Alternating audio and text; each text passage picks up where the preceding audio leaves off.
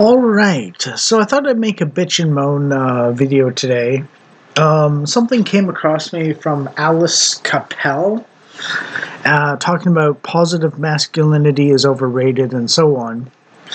And basically, the entire video was basically someone who believes in intersectionality or feminism or something like that trying to decode and explain masculinity, and they were using like cuckolds and Andrew Tate, and okay, Andrew Tate might be a man, I guess, so it's like, okay, one guy, but he was talking about how he wanted to fuck a tranny and so on.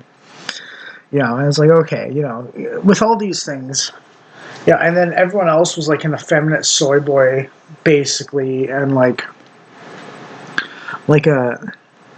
a bitch, basically. Like a total bitch. And I don't mean like a annoying woman or something like that. I mean like they're like a pussy. And the thing is, like, it's not like they fail at fighting, but they tried their best. It's like they fail to understand what fighting even is from the beginning. That it's like a physical contest between men for violence towards each other. You know what I mean? It's like that kind of like failure. Not like you did your best to punch the other guy and you just couldn't do it very good and they punched you better. It's like a failure to appreciate what fighting is, not the inability to effectively fight. Kind of level of difference here and so on. And I know, expecting a woman to understand what a man is kind of, it's a tall order sometimes. But, she's talking about it like she knows what she's talking about, and it just really pissed me off. She used a clip where one guy said masculinity seems to be basically generational trauma and so on, and we have to unpack that. And I'm just like, why are you acting like trauma is a bad thing for boys? Okay, I get it. Maybe on some level trauma is not great and so on, but men are literally built to take the trauma so that women and children don't have to. Everything about a man is to take the hits for the woman and child and to deliver the hits towards any threats to the woman and children. That is literally what a man's role is, almost entirely, except for provider, which even then is a violent hunting thing where you kill things to devour their flesh and bring it home so your family can devour its flesh. And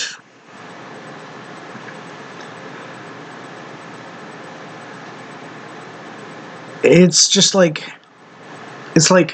how do you fail to understand the basics of human civilization?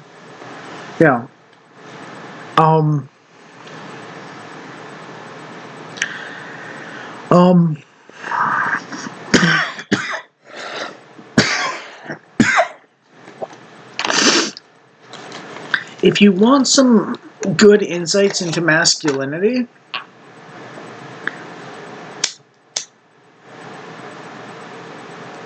well, I'll give this first, which is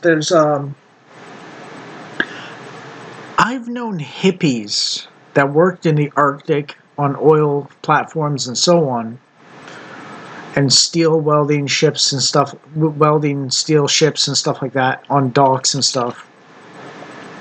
I've known people who are hippies who are more masculine than any of these YouTube alpha male influencers basically combined.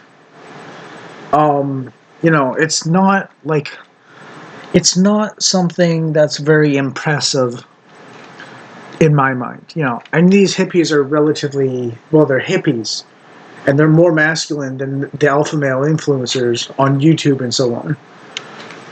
Like they're true men, not these fake preening. I want to use the F word slur for gays here, but it's YouTube, so I can't. But they're basically that. They're preening, and preening means like you're slicking your hair back constantly and grooming yourself and so on to be as pretty boy as possible, basically, or something. And then maybe some of them have a couple muscles, and it's like, whatever, I don't really care. You can weight lift, but that doesn't make you a real man. Real man is a spiritual experience. And I don't mean in some sort of lovey-dovey kind of gentle way. I mean it's like the fear of God and his wrath towards you and damnation and blood and guts and everything else. A pinner, skinny boy who's taking artillery shrapnel to the guts is more of a man, in my opinion, if he survives at least, and even if he dies, than Andrew Tate is, or Sneeko, or whatever the hell else that woman was showing as masculine and so on. She did show Keanu Reeves, and Keanu Reeves is one of those people that I would actually consider masculine.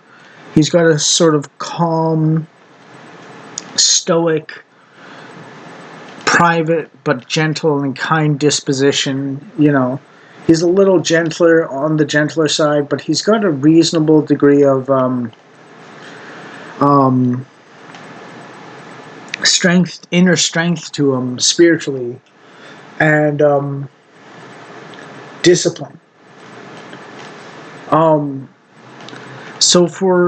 And I know, and the thing is, like, the fictionalization of masculinity in Hollywood is a fetishization.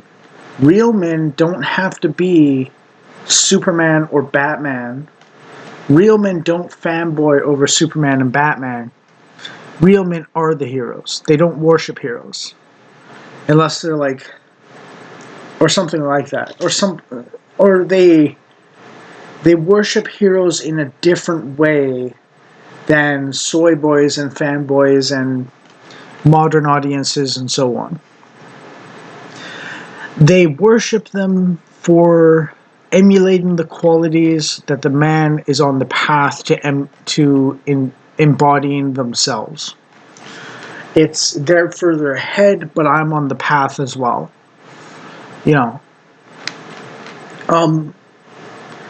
I mentioned on Twitter, basically, or X, basically, that like I listened to about an hour and a half or an hour and 3/4 of Athenite Audio YouTube channel talking about a book called Ascetics in the World, or Ascetics in the World.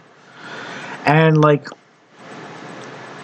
none of those ascetics are violent, but they're all more masculine than any of the alpha male influencers and so on.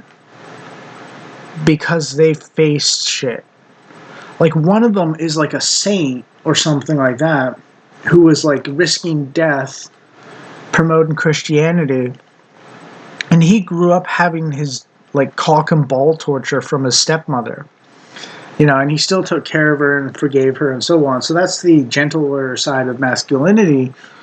But like, I mean, you would cry if you got kicked in the balls, and he's getting like constantly tortured as a child with this, and he's still just enduring it while keeping himself steady.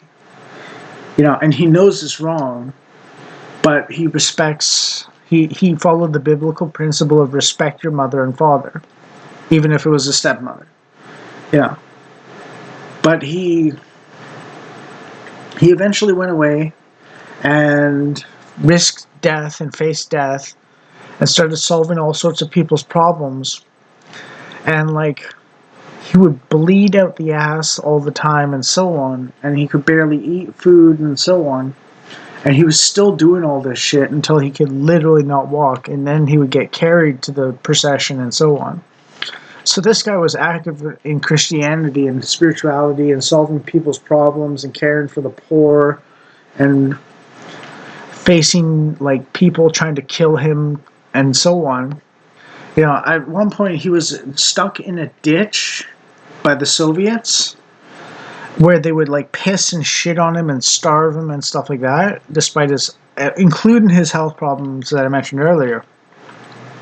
And he would just take it like a man, without like bitching and moaning. And eventually, the Soviet commander was like, holy shit, this guy's hardcore. I gotta let him go. or he solved a mental health problem or something like that, or a spiritual problem, like demon possession or something spiritually, or like a, a psychotic break or something like that, mental health wise or whatever you want to call it, um, for the police chief and his son or something like that. And the police chief just was like, okay, I got to respect this man. He's saved my family despite all the torture I put him through. You know what I mean? Like, that's the gentle side of this. But a lot of masculinity is the ability to harm others and the ability to receive damage without bitching and moaning.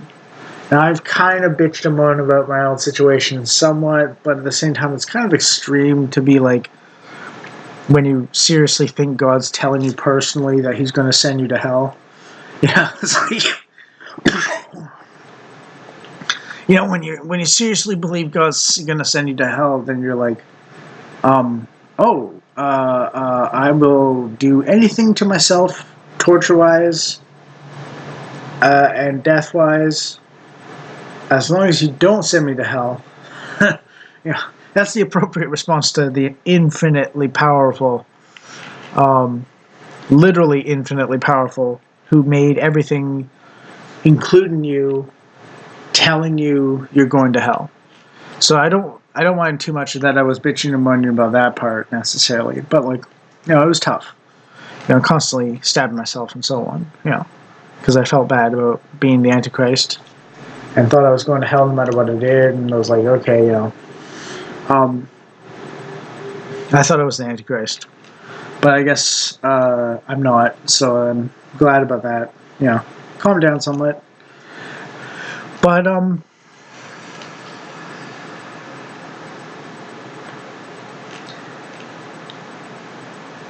if you want proper fictional representations of masculinity, true manliness, the movie Marty, I think it was made in 1951 or something, starring Ernest Borgnine, is basically a 1951 movie about an incel of those times.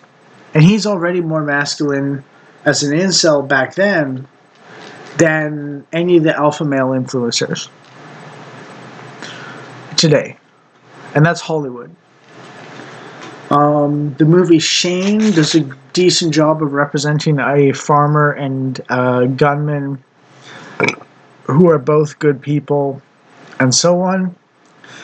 But they're both tough as hell and properly manly. The Man Who Shot Liberty Valance, that's a good manly one. Red River, that's a good manly one. Akira Kurosawa films are decently manly and so on. The Dollars Trilogy is pretty manly. The movie 1917 and the movie Warfare. The main character of Apocalypse Now is manly. God,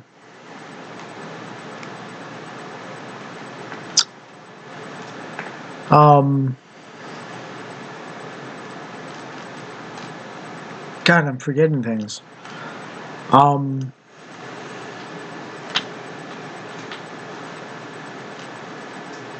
What else? Oh, Predator 1 and 2. Predator 2 might actually be more of a directly connectable manliness than Predator 1. Because it's about a guy who's out of his league a little bit, but he still just pulls through by the skin of his teeth.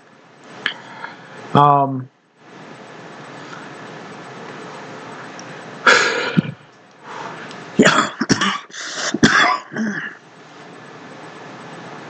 So it's less about outward physicality and more about the spirit and essence of proper manliness than Predator 1 even. It's not the bravado and warrior code and look at me, I'm built big and so on. It's more about the sort of like die-hard grit sort of thing. The movie Die Hard actually is pretty decent. Although Yeah, it's pretty good. What can I say? Um, what else? What else? Um, Comics, Japanese comics, manga, Berserk, Vagabond, maybe Drifters, 20th Century Boys, and not Vinland Saga particularly much. Um,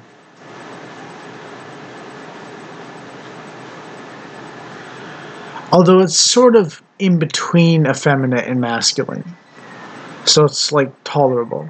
Another one is possibly Blame or Blam. It's spelled Blame in English with an exclamation mark, and it's sort of the right response to the world if you're confident in your fighting and violence capacities. There's not a lot of emotion in it at all, you know. But Killy is basically a guy who can fight like crazy. And he's got a little overpowered gun and so on that makes him basically win every fight. And it's like, okay, you know. But it's cold, it's good. And the short YouTube film called Astartes, it's about 11 to 13 minutes long. And also, Secret Level, Episode 5, and I think it's called And They Shall Know No Fear. Titus and the other Space Marines are masculine, but Titus is the embodiment of peak masculinity. That diehard grit and determination in the face of anything life throws at you, with full courage, accepting your death at any moment, and still driving forwards to the danger to execute it, to exterminate it. Um, that's very masculine. So I know I said fiction tends to be fetishization of masculinity and so on, and I've given a few examples that are fetishized in some way or other. But at the same time, they speak to an inner world and so on. And I might have forgotten also, I think I said 1917, the movie, but also there's a movie called Warfare, and also The Passion of the Christ, and also Apocalypto. Apocalypto and The Passion of the Christ are Mel Gibson movies. And 1917 is, or the movie called Warfare from 2024 2025 is made with Navy SEALs direction about real events that actually occurred in Iraq War and what they experienced and so on. It's a very violent and unpleasant sort of movie, but it's a good war movie basically because it demonstrates what they face and so on. In a properly, like, this is actually believable how men would act kind of way.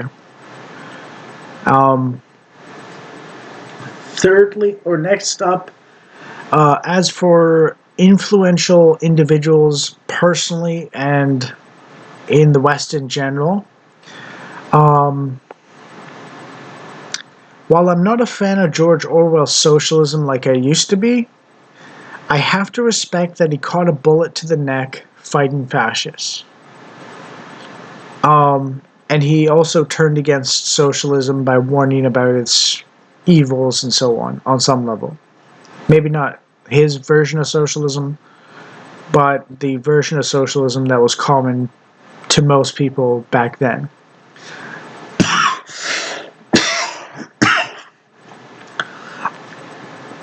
Next up is J.R.R. Tolkien, Lord of the Rings author. He was a officer or something in the trenches of World War I, So he probably saw a lot of gruesome deaths and so on, and artillery bombardments and dangers and so on.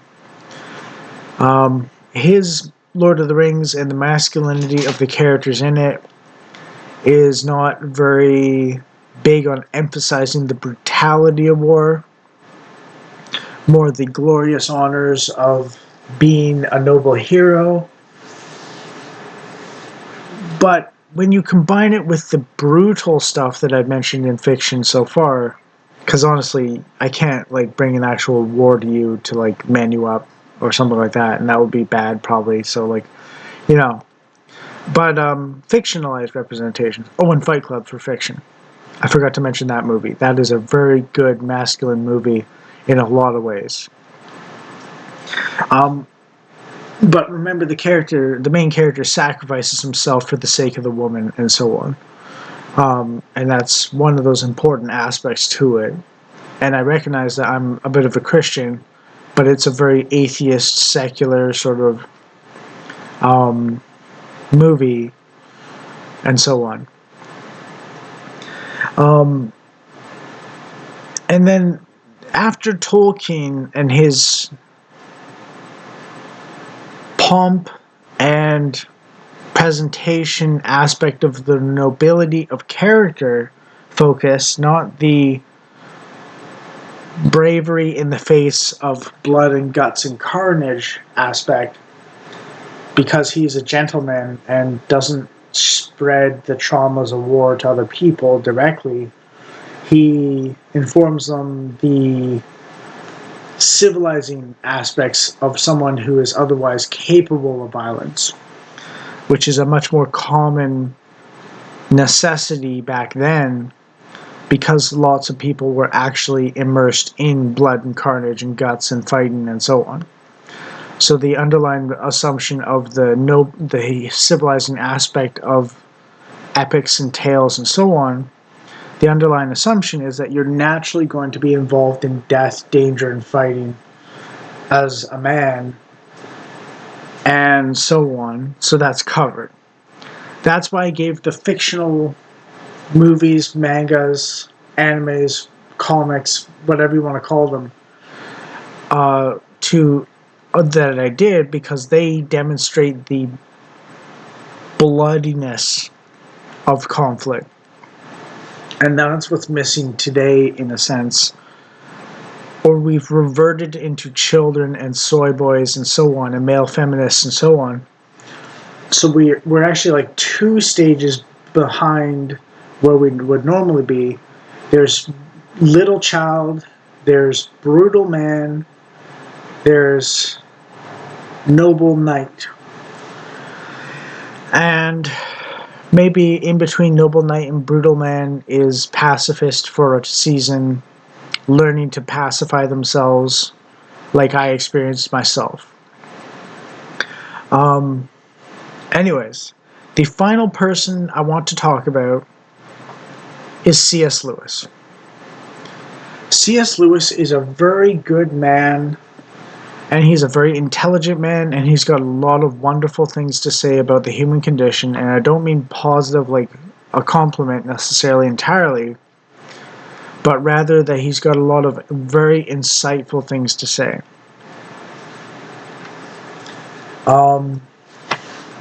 He was wounded in World War II by artillery shrapnel and nearly died, and basically he was just bored from dying. Like, he got bored. It's like, this is boring. I'm dying. Oh, it's boring. So he's a tough bastard. And he thinks very succinctly and straightforwardly and logically, but imaginatively and intricately, and so on. The Abolition of Man is a book that doesn't rely on belief in God at all. The only thing he says in the book about God is that the argument he's using doesn't rely on God at all. So anyone can appreciate the argument, basically. And he's talking of men without chests. And basically there's a question that some people used to give back in the day. Would you like a medal or a chest to pin it on? And basically, any real man wants to say the chest, not the medal, because the chest represents the embodiment of what deserves the medal, even if you don't get the medal. And picking the medal means you want the glory and the acclaim and the praise and so on without actually being that thing in the first place. And that's what a lot of alpha male influencers are. They got the medals, but the real men have the chests. And it's not the soy boys. Soy boys don't have medals, they don't have chests, you know, and so on. And yeah, Hollywood is a very fake and gay sort of enterprise right now. But back in the 50s, they basically understood what it meant to be punched in the face. And like even the more effeminate directors back then were more masculine in some ways than the alpha male influencers are today, basically. You know,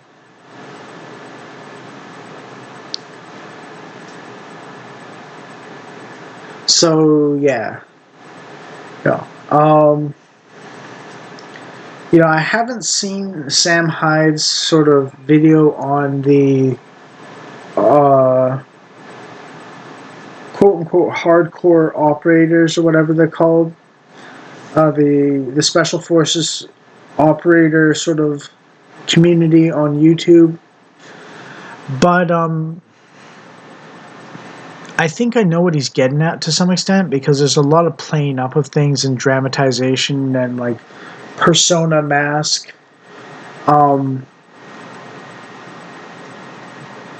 Fetishized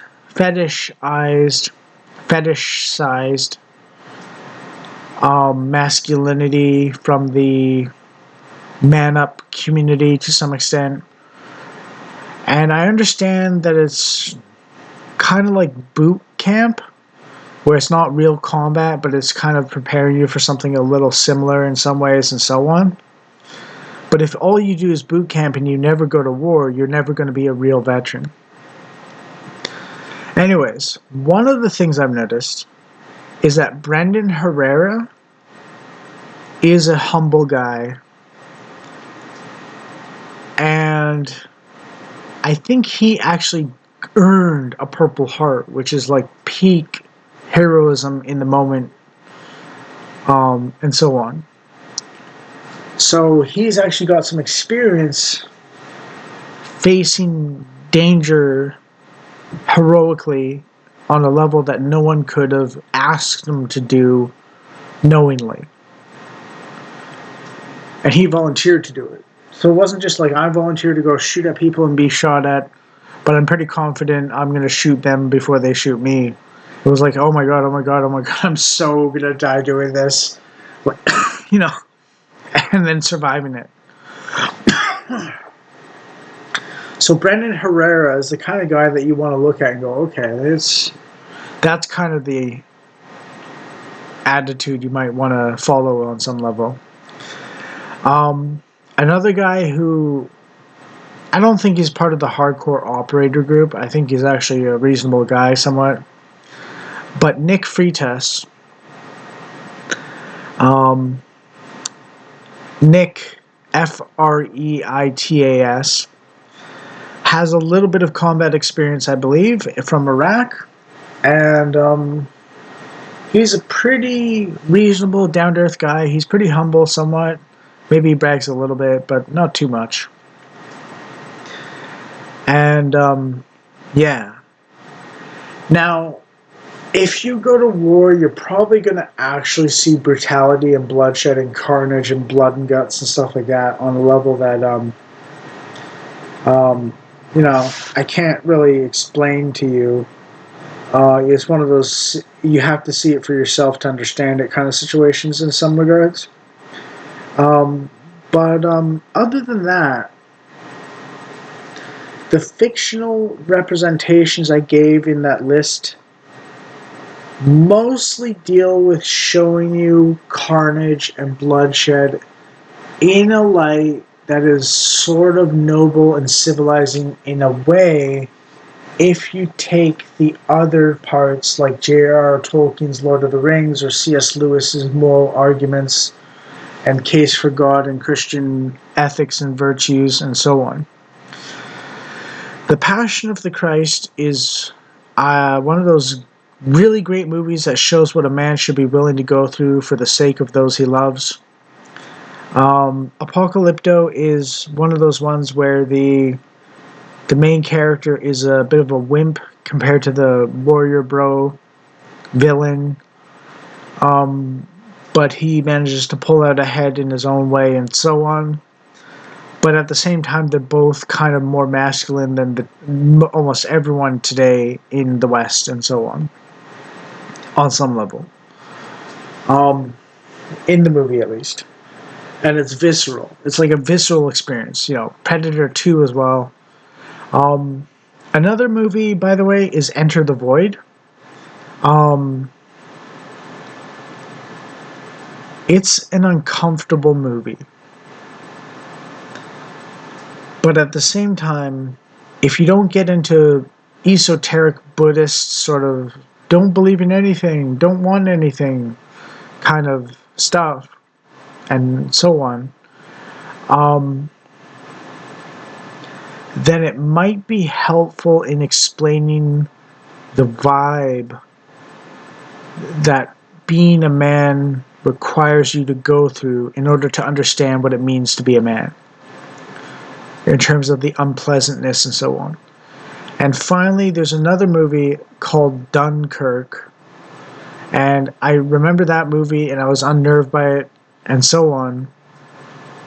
But I think that's kind of the proper warfare approach to things and so on, to inspire fear in people. And then I don't mean in some sort of cartoony schlock like, oh, it's Jason, oh, it's Freddy Krueger, oh, he's in your dreams and he's killing you, or the spooky clown, kind of bullshit. But like the actual like, oh my god, I can see myself in this and that would be terrifying. And like the music and the sound and the screen images and procession and like the camera angles and like the physical world represented by that is believable, and I'm really seeing vicariously what it would be like to live in that hellhole. That's sort of what I'm getting at with the brutality and carnage. And it's not Andrew Tate, it's not Jordan Peterson, it's very C.S. Lewis sort of boot camp for men. This is my version of it. I don't do those, because like, okay, there's one more thing also on top of this, which I really don't like, which is I watched a video from Masculinity called What Your Dad Forgot to Teach You, or something. And it was like full of like these selfish, self-serving, immoral bastard, villain quotes, awful people, self-interest only kind of things. And it was like purely ego-driven. And it's like, that's not what a proper dad teaches you.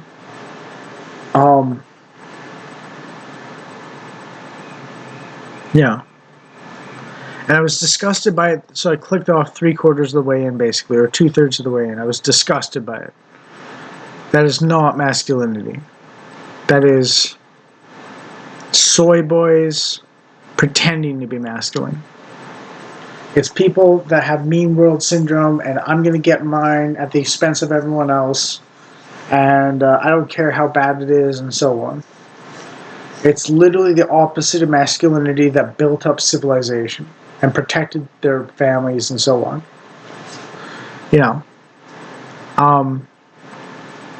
It's like, oh, just by existing, you lighten everyone's day and bring a light to everyone's eyes, and so on. And I was like, fuck you, stop doing that shit. Stop saying that shit. That's not what life's like. You know, you can do it to some people. You can bring light to some people's eyes.